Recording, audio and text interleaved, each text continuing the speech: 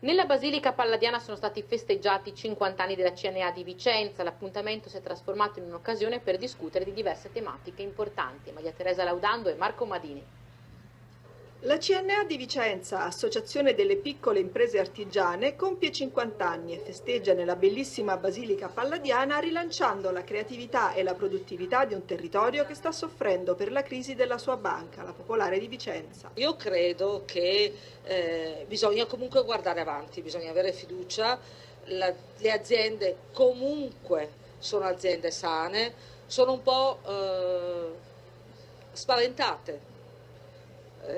Si sentono impoverite, ma il valore umano, il valore che hanno gli imprenditori, il valore che hanno i nostri dipendenti, il valore di tutto l'indotto è sempre quello.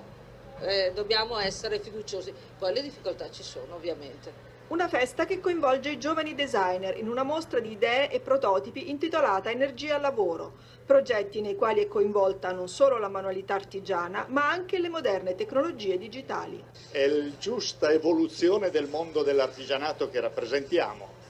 Noi rappresentiamo quella fetta di economia che non ha mai mollato, anche durante una crisi grande che ancora persiste, ma che guarda al futuro. Oggi si vuole, come dire, dare un forte segno di come un mondo che viene tradizionalmente visto un po' all'antica invece è capace di evolversi, e questo significa rivolgersi soprattutto ai giovani.